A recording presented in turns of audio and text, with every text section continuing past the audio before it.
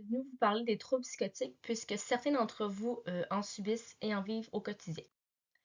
Premièrement, qu'est-ce que les troubles psychotiques? Donc, les troubles psychotiques touchent principalement le cerveau. Donc, ils vont venir affecter la pensée, la croyance et les perceptions. Ces personnes peuvent souvent s'imaginer toutes sortes de situations qui, en fait, ne leur arrivent pas du tout. Par exemple, elles peuvent avoir l'impression d'être suivies, entendre des voix et que certaines personnes autour d'eux les contrôlent. En gros, les gens atteints de troubles psychotiques peuvent avoir de la difficulté à différencier la réalité de leurs pensées. Donc, pour eux, la réalité, c'est ce qui se passe réellement, mais c'est pas réel, là, ce qui se passe. Donc, ces gens peuvent se sentir très mal à l'aise au quotidien. Ça peut être très dur de vivre au quotidien avec un trouble psychotique. Il y a des sortes de troubles psychotiques. Dans le fond, les troubles psychotiques, c'est comme le gros élément. Puis, il y a des sortes. La première, la schizophrénie. Donc, la schizophrénie, c'est une pathologie psychiatrique qui perturbe beaucoup la réalité. Donc, elle a une durée d'environ 6 mois avec un mois de symptômes de phase très active. Souvent, ces personnes-là vont avoir des hallucinations. Donc, ils vont toucher des choses qui n'existent pas. Ils vont entendre des voix qui n'existent pas. Puis,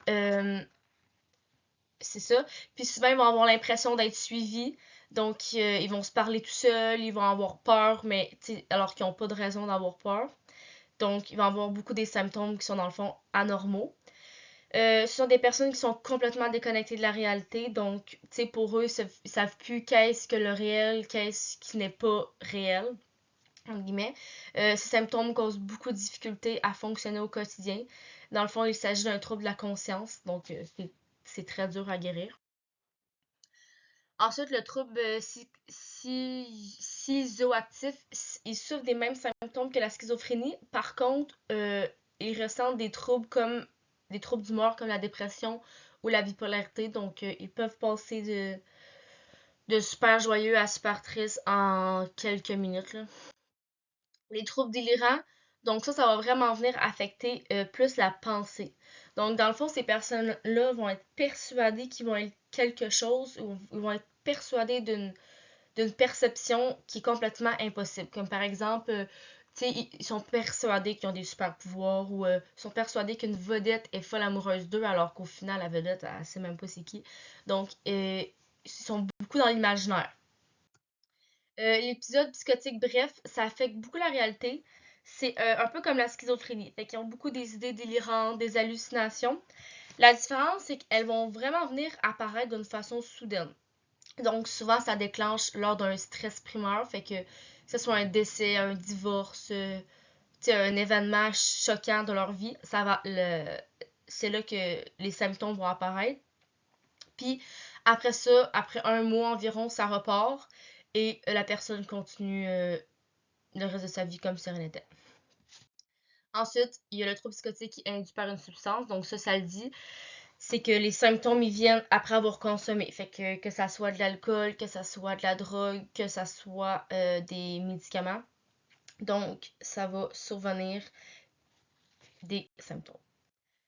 Ensuite, les signes et symptômes d'une personne qui est atteinte d'un trouble psychotique. Donc, les personnes atteintes ont plusieurs euh, trucs perturbés. Donc, par exemple, le sommeil et l'appétit sont beaucoup perturbés. Donc, ils vont faire beaucoup d'insomnie. Ils dormiront pas beaucoup. Ils vont avoir une hygiène qui vont vraiment négliger. Fait que c'est pas ce qui va être l'apparence pour eux, c'est pas important. Leurs humeurs sont très changeantes. Fait qu'ils peuvent se mettre vraiment à être en colère subitement, sans aucune raison. Ils sont très difficultés à se concentrer, fait que c'est dur pour eux de suivre des conversations, de parler avec du monde, puisqu'ils se concentrent pas, ils sont tout le temps dans l'une, puis ils sont tout le temps comme ailleurs, entre guillemets. Ils ont des réactions très instantanées aussi. Donc, c'est un peu comme l'humeur changeante. Donc, ils peuvent se mettre à réagir d'une façon subitement. Euh, Leurs pensées sont très confuses et cohérentes. Ils ont beaucoup de difficultés justement à suivre le quotidien des gens. Fait que c'est très dur de vivre avec des gens qui sont atteints de troubles psychotiques. Donc bref, ces personnes sont vraiment déconnectées de la réalité parce que ce ne sont pas des symptômes qu'une personne devrait avoir au quotidien. Donc, les humeurs changeantes, donc ça le montre ici. La dépression, donc ils peuvent avoir toutes sortes d'émotions en même temps.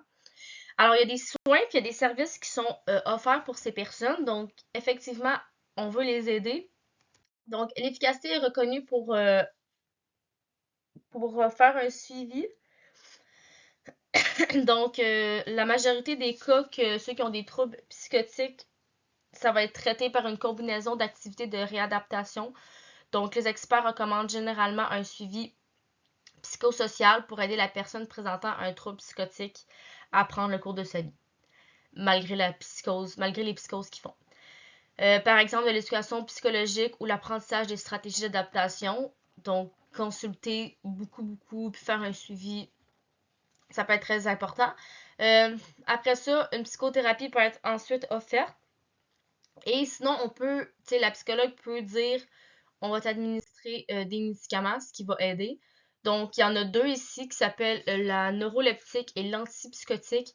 Donc, ce sont des médicaments qui sont conçus pour l'équilibre du cerveau. Donc, ils vont venir équilibrer les émotions, les pensées, les perceptions, la mémoire, la concentration. Donc, ils vont vraiment venir diminuer le stress, puis ils vont diminuer les psychoses aussi. Donc, ils vont vraiment venir calmer l'équilibre de la personne. Ça a beaucoup de conséquences envers les entourages, donc c'est pour ça que c'est important d'aller se faire aider, d'aller consulter, parce que, tu sais, leur entourage peuvent se sentir très déstabilisés et impuissants parce que, en effet, elles peuvent rien faire, tu sais. Donc, le seul moyen qu'ils peuvent faire, c'est participer à des interventions de soutien, mais tu sais, ils peuvent pas en faire plus que ça parce que malheureusement, c'est un trouble mental, donc c'est très dur à guérir. Donc, et voilà. Merci de m'avoir écouté.